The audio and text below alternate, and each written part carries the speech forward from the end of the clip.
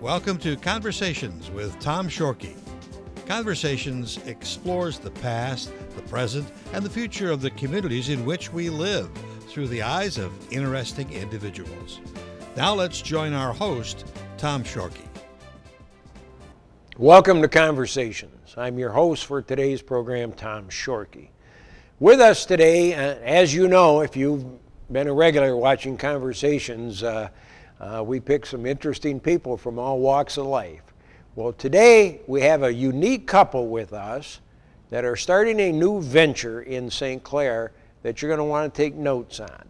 With us today are the co-owners of the new restaurant, Black Bleu, scheduled to open momentarily in the plaza near Neiman's Market in St. Clair. Our guests today, Jimmy Pecour and Casey Pecour, the owners of Black Bleu. Thank you for having us. Yeah, thank you for having us. Now, Casey, you're bringing this barbecue in from South Carolina, and we can tell as soon as you talk that you're a South Carolinian.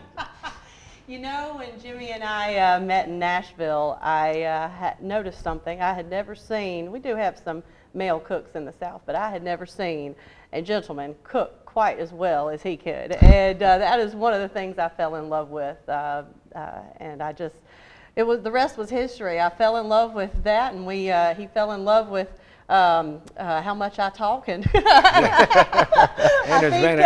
I think our dreams of opening up a business and cooking for the rest of our lives and doing what we love with who we love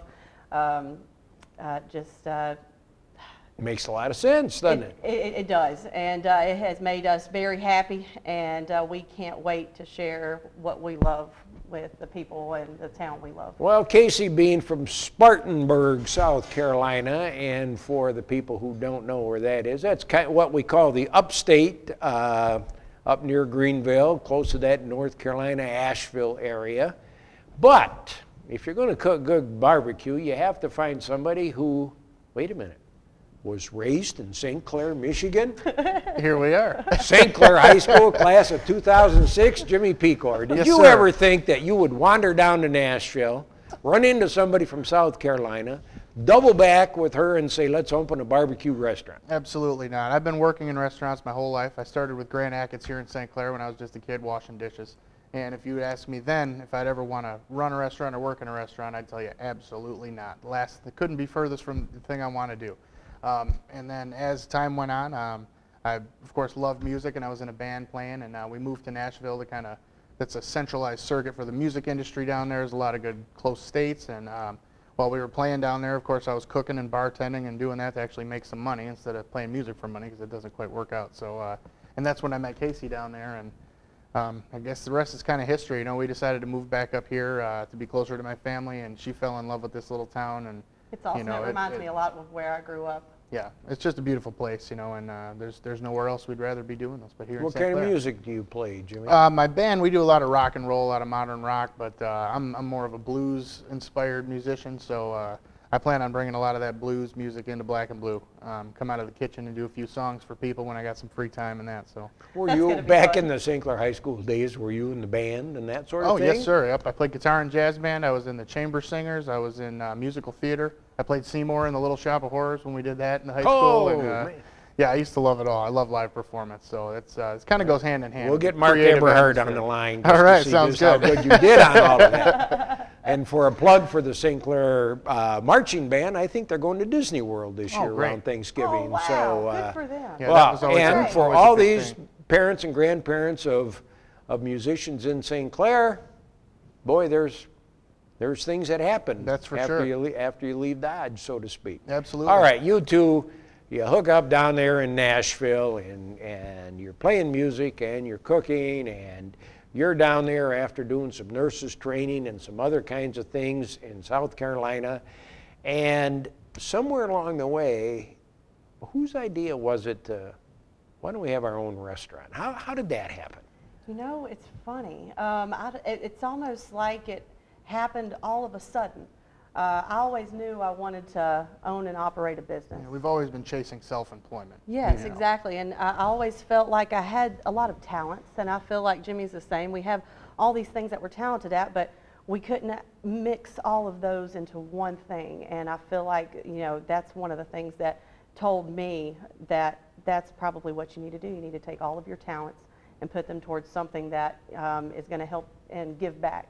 I heard once that in life it's all about finding what you're best at and giving it away and giving it to other people and sharing it with the world. Yep. And I wanted to do that. I love people, and it's one of my favorite things to do is make people happy and put a smile on somebody's face.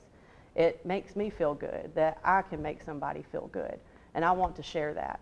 And I know Jimmy has so many talents, and you know, cooking and singing, and the list goes on and on. But I knew if he could take all of his talents and I could take all of my talents, we could definitely have something special. And that's why we can't wait to put all of our passions and talents towards Why barbecue, Jimmy? With all the different things to cook, why barbecue? Well, as I was saying before, you know, it is America's cuisine, right? That's what we have Chinese food, we've got, you know, Mexican food. What does America have? We have barbecue. You know, that's America's cuisine. And you know, it's kind of go by a traditional thing. If it's not broke, don't fix it. And I think a lot of people try to put twists on barbecue and make it their own, and it kind of turns it into something that it's not. So you know, I grew up making barbecue with my family. My dad and I have done a lot of work together. You know, from being a kid, I remember shucking corn in the kitchen at dinner time, and you know, watching and learning my grandmother, both sides of the family, and cooking recipes. And you know, I got a lot of history with the family, with everybody sitting down at the dinner table at night and everybody having dinner and talking about the day. And that's kind of something that doesn't seem to happen a lot anymore. I know everybody's very busy and doesn't have a chance to sit down as a family every night at dinner and discuss everybody's day. And that really reached out to me as far as how do we bring this to people now where they can't get this at home anymore because everybody's busy. And I think barbecue really kind of facilitates that family style feel and kind of brings everyone together around the table. And not to mention, it's just delicious. You can smell it a mile away and you just want to come running. Yes, you can. You know, and there's not a whole lot of barbecue around here. There's a lot of people are having to do stuff themselves at home, and you know, not everybody has time to spend 14 hours to cook a brisket or something. So we're going to do the work for you. You can come down and get it from us. Well, you know, we spent a little time in South Carolina, and I know how big barbecue is down there. Yeah. We love good food. But we had friends down there that had moved from Texas, and they said, well, this isn't barbecue. And I said, what are you talking about? And he says, well, in Texas, we barbecue beef, and everybody else seems like they're doing pork. Pork, chicken, beef, what are you going to do at Black and Blue? Yep, we're going to take stuff from all over the United States. We're going to do a brisket, we're going to do a pulled pork, we're going to do ribs, and we're going to do half chickens. And that's just, you know, the basics. We're going to serve those a la carte by the half pound. And then we're going to make our own andouille sausage. I'm going to bring some Cajun feel in and do some jambalaya. And we'll try to hit all the barbecues. We're going to do a brisket sauce, a Texas vinegar-based sauce. We're going to do a Carolina sauce. The mustard, we're going to do a Tennessee, kind of a sweet sauce in Memphis style, and serve all our barbecue dry and let people kind of test out the sauce they like and put it on themselves. We're going to have sandwiches and all kinds of good things. Now, as we had talked about, a lot of people are kind of afraid, oh, it's all just fat and bacon and cheese and butter and all that. And while we've got all that good stuff for everybody, we're going to appeal to the whole market. We're going to do a weekly organic prefix menu where I'll have 3 courses and a few choices there where everything will be locally sourced and organic. We're going to have vegetarian options on there. We're going to do a lot of fun with the kids menu as well. We're going to have some flavorful things that are not just straight out of the deep fryer. You know, put some thought into it. Some healthier options that are maybe more fun looking, so a kid doesn't think, oh, I'm just getting a big bowl of vegetables. You know, we'll do some fun presentations with it, make it interactive. We've talked about doing an edible helium balloon that I picked up a recipe from Grant Achatz Jr. in Chicago at Alinea out there, and they make a taffy and pump helium into it, and essentially comes out to the table like a balloon, but you can eat it. It's the coolest thing. It is. So we're kind of working on some stuff like that, just to kind of bring some interactive fun to the kids menu and the adults menu. You know, everybody can order it, but you're going to be in by Neiman's Market in St. Clair off Kearney Drive. Hallmark store on one side and Fantastic Sam's on the others. I did notice when I was at Neiman's that your sign is up. Oh, Indeed, yeah. so you're not going to be hard to find. How many people can have lunch or dinner at your restaurant at one time? 46. 46. Yep. Go ahead. I'm sorry. No, you're fine. Yeah, we when we got started with this, you know, we want to have a one of these big restaurants that serves more than 46 seats. But one of our main things is making sure we do everything right and making sure that we have enough energy to put our whole heart into all these details that we're trying to perfect for the community. And we wanted to make sure that we started off small and didn't get in over our heads. We wanted to make sure that we can perfect the idea of what Black and Blue is. So even though it's 46 seats, it's going to be 46 really comfortable seats. Well, talk about that for a moment, Casey. What is it going to look like? I stopped in there a few weeks ago, and it was a cement floor, a shell, and a big hole, and a couple of plumbers cussing at each other or whatever. It looks a little bit different What's it going to now. look like now when your customers come in? You know what? That's one of our things that we think is really important. I want to not only serve smiles and great food, but I want every aspect of your whole experience to be comfortable. Appeal to all the senses. Yeah. Right, and I want your seat to be comfortable. I want the table you're sitting at to be lovely. I want your silverware, your plating, who's serving you. I want everything to be grand. And those things are the most important, I think, to us. And one of the things that you two have talked about is you visited so many restaurants. I mean, maybe we could call you foodies. Oh, indeed. But you visit so many restaurants, and when you walk in, you evaluate if there's something that's really good and we'd like to replicate that, or sometimes you'll see some things that aren't so good and you want to make sure you don't do it. Yeah. What do you look for when you go in somebody else's restaurant? What are some of the good things that hit you about a finely tuned restaurant? Well, I want to feel like, when I was talking earlier about how we want everything to just be great, how comfy you are, the seat, the plating. One of the things that we notice too is how you're greeted. I want to feel like family when I come to somebody's restaurant. I want to feel comfortable. There's always that uncertainty walking into a place that you've never been before, or, being out in public. And one of our main aspects that we want to make that is really important to us is to make you feel like you're at home, make you feel like you're surrounded by family, treated like family. You treat your family the most, the best, I think, out of everybody, because you care about them the most. We want to treat all of our customers like family. I think that's really important. I don't want you not only eating great food, I want you feeling great.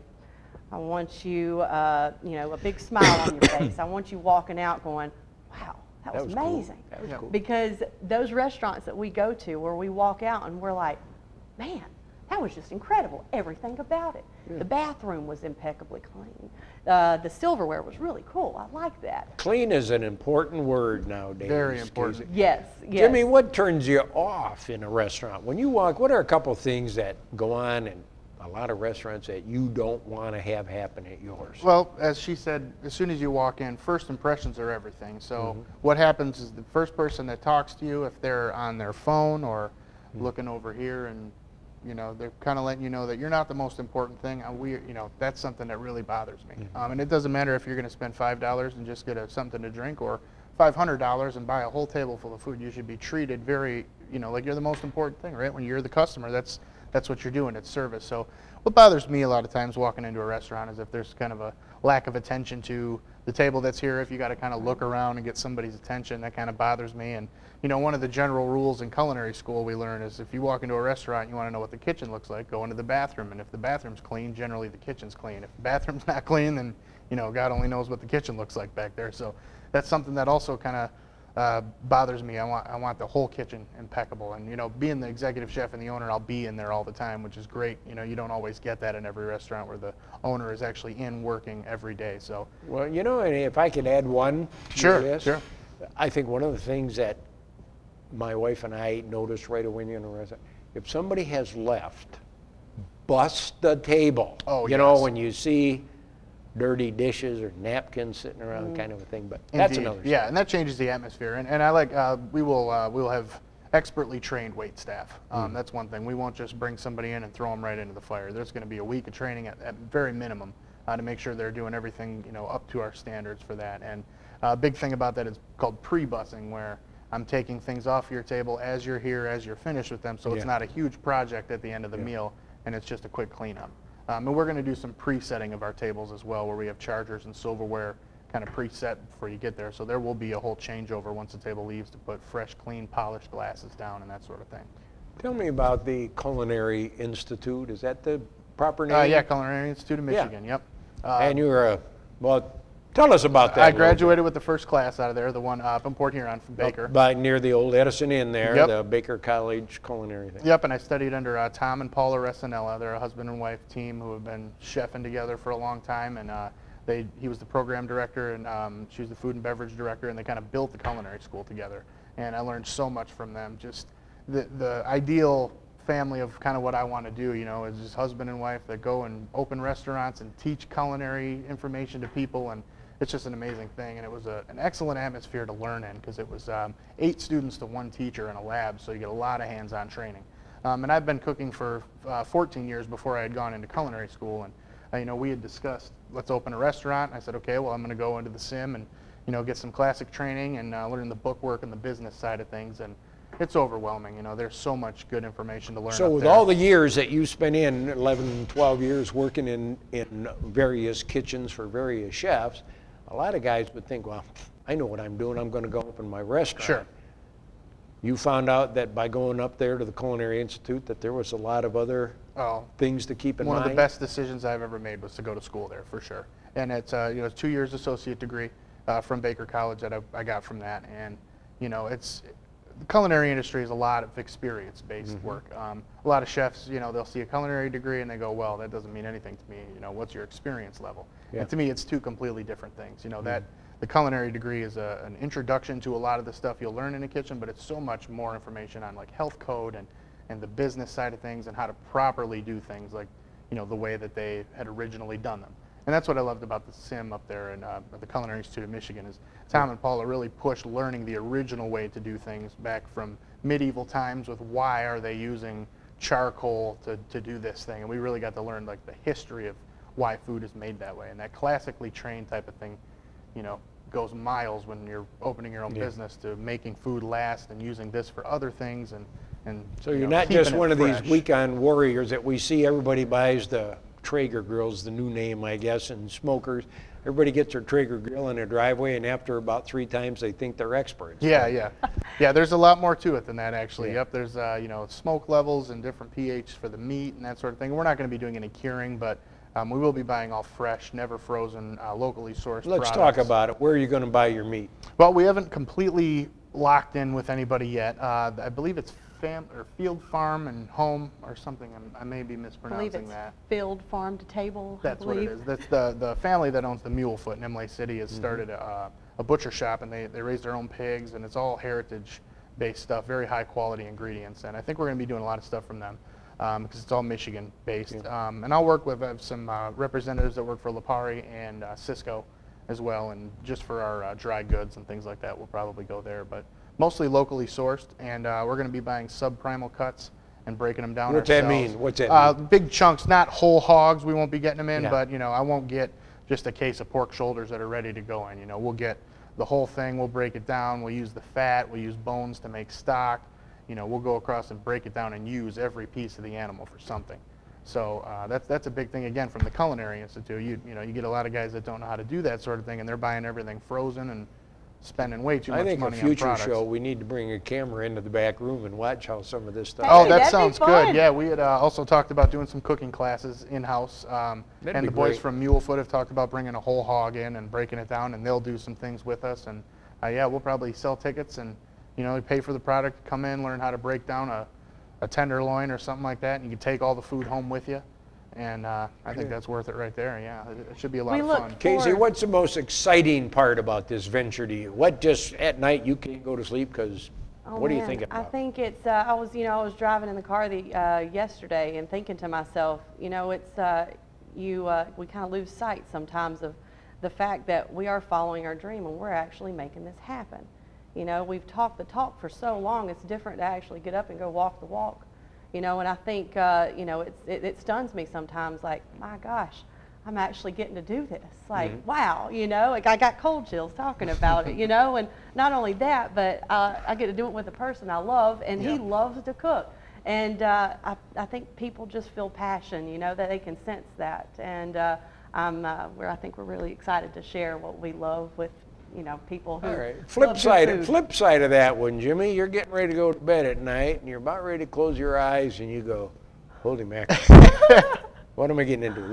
What challenge or what worries you the most about this thing?" Well, as there's a long list of things I go through every night before I go to sleep with, oh no, but you know, the list never ends with trying to open a restaurant, because anybody can cook, but you got to be a financial expert, a management expert, a construction contractor, a, you know, politician, you know, all of those things. Right. But I think, whereas most people might be concerned, I don't know if this is going to work out, I think at night my biggest, I hope we can keep up. That's my biggest fear, is I think the overwhelming response and support with St. Clair is so vast and extreme that I think my biggest fear is, you know, do we have enough room to keep up?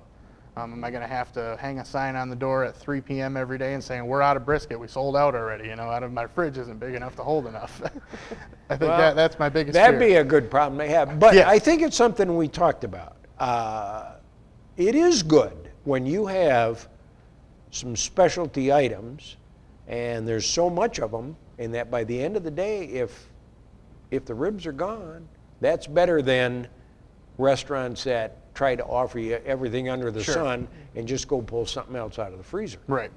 And that's, you know, with brisket and pork shoulder and ribs especially, all the main points there, they're excellent when they're fresh out of the smoker and being served. And as the day goes on, they're not quite as good, and the quality gets less and less every day. You try to stretch them out. So our plan is to serve consistently fresh, high quality barbecue every day, and once it's out, it's gone.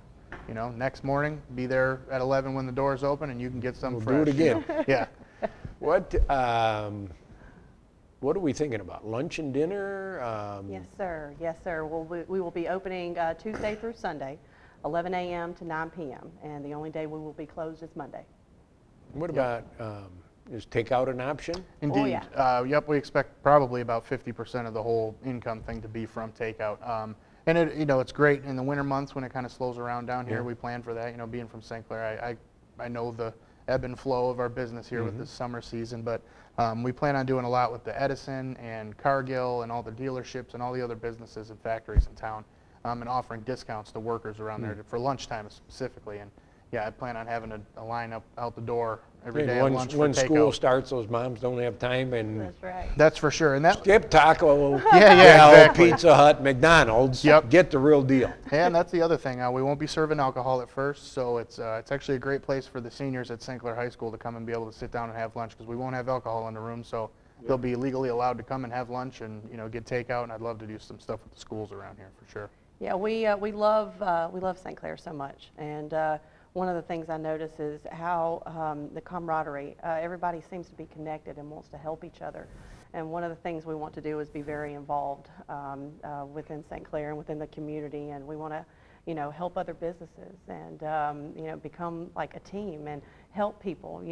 There's so many ideas that just we rattle off every night before we go to sleep, and we're like one thing at a time. But we look forward to incorporating multiple ideas, all types of fun things, music, different things that you wouldn't normally expect at a barbecue restaurant. I'm coming back to music in a minute. Let's go to the main course here. I mean, your go-to things will be, for example, what? If somebody comes in, what are they? Every day, hopefully, the major selections would be. Sure. The main deal is your brisket, pulled pork, ribs, and half chickens. We're going to kind of serve a la carte. Other than the half chicken. When you say brisket, what do you mean for the folks at home? Big, beautiful, thin sliced beef brisket with a nice smoke ring in it. To me, it's the steak of barbecue. It's my favorite. Yeah, it is. Delicious. Me too. We'll serve it out nice, thin sliced, and it'll be about 8 ounces. And then you could have 4 pounds if you want a big pile of meat on the plate. I'll sell it to you. But we're going to sell it by the half pound, and then I'm going to build sandwiches out of all the barbecue as well. So we'll have like what we're calling the fat and fancy, which is just a big pulled pork sandwich with a little bit of brisket on top, crispy onions, some smoked Gouda cheese, and then our tangy vinegar-based sauce on a big pretzel bun. We're going to do all natural cut French fries on the side. I'm ready. You got me. You got me. Sweet potato casserole with the bruleed marshmallows on top. We're going to do some fried okra, all the classics. We got a really good coleslaw recipe that my dad won't give me still, but we're going to be selling it. Yeah. Yeah, a lot of that. And we're also going to have an organic prefix menu, as I had talked about. Each week we'll put out a totally organic menu. We're going to have some vegetarian options on there. So somebody could come in and get their slab of ribs or their brisket and not necessarily have to have all the other high-calorie deals. You'll have slaw, salads, vegetable type options. Yep. And that's the thing, you know, I don't want someone to say, well, let's go to Black and Blue. I'm sick of barbecue. I want you to say, let's go to Black and Blue. We haven't tried this stuff yet. Yeah. You know. So we should have something for everybody, but we are only going to have a single page menu. That's something we have both agreed. If we can't fit it on that page, we're not going to sell it. Because, you know, like we had talked about before, some restaurants try to do everything and you end up with a 6-page menu and you know 70% of it's coming out of the freezer. Or it's been sitting there a long time waiting for somebody to order. Yeah, our philosophy is let's be really, really good at a few things and just sell those items. And, you know, we'll have something for everybody still. Yes. Well, great. Staffing we talked about. How many people do you think you're going to need to run a restaurant? Well, about 5 to 7 people up front, and back we'll have about 4. Yep, my dad and I will be running the grill back there and the smoker, and then we'll probably have a cook or 2 just to kind of, you know, as I was saying, help us keep up with everything, and just a couple dishwashers, and we think about 5 servers and a couple people behind our bar.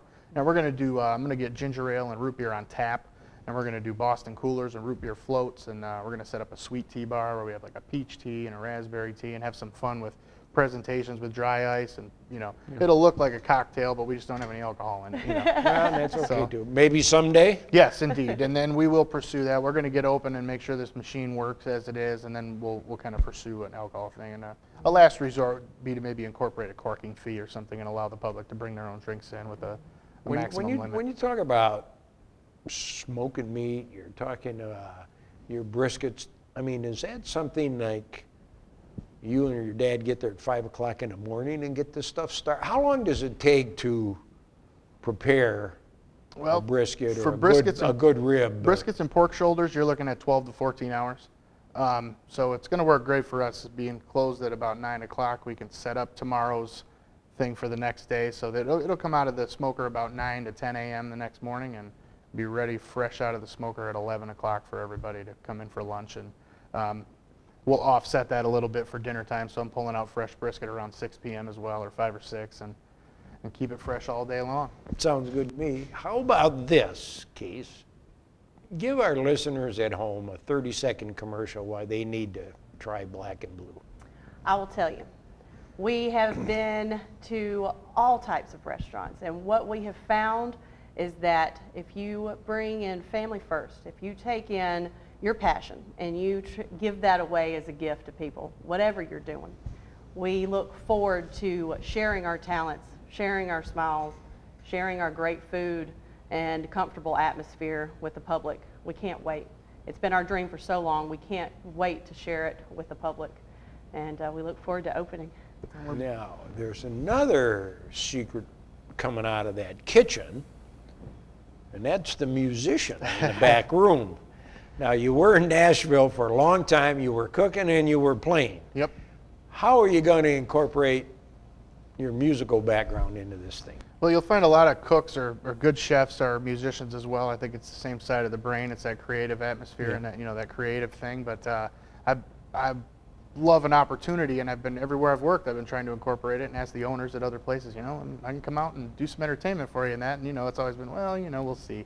But I don't smoke, so you know, a lot of kitchen staff and that, they always have smoke breaks, cigarette breaks, and that sort of thing. So when it's time for a smoke break, for me, I'm just going to strap on a guitar and come out into the dining room and do a song for people. And if I got a little more time, I might do 2 songs, you know, and we won't have any set schedule for that. I'll just, as it happens, if there's 5 people in there, you're going to get a song. If it's sold out, you might get a song. You never know. Yeah. And we're going to bring some talent in, too, that St. Clair hasn't seen, maybe some guys that just aren't from around here with stand-up bass and a trumpet or a saxophone or just something a little different. You know, we want to have that kind of speakeasy blues jazz club kind of feel and almost bring a little bit of Nashville into St. Clair, you know. It sounds really, really interesting. Appealing to all the 5 senses. Indeed, yeah. Who's been influential to you in your life? Oh man, my dad is a huge influence on me, and my grandmother, who's passed away, my dad's mom, was always the cook of the family, and we'd, every weekend we'd be over at her house having a big family meal, and I really love that, the atmosphere of just, as I said before, the family sitting around the table and everybody getting to discuss the day or the week or whatever it is. It seems like a pastime that we're kind of losing in our society today, and it's a lot of fast food and that. So I really want to get that comfortable feel, and I was inspired by that. And actually, Tom Resinella from the Culinary Institute was a huge inspiration for me, because he spent his life cooking and was able to create a restaurant with his wife. They did in New York, and then he was found and moved up here, and they built a culinary school together, which is amazing. That's a crazy thing. And he is just the most humble, laid-back personality you'll ever meet, but he's a master in the kitchen. Could put him next to anybody. To me, that's very inspiring, because I love people that are super talented, but just very humble about it. There's nothing worse to me than meeting somebody that's just kind of arrogant or cocky, if I may, about something where, everybody can cook. That's the main thing. Anybody can learn how to cook, but it's who does it the best and just keeps grounded, keeps their head on a swivel. Well, I'm glad you're saying that, because sometimes if people are just flicking the channels on the Food Channel and all those other things, sometimes you get those guys running those kitchens that you wouldn't want to work for them for 30 seconds. So, yeah.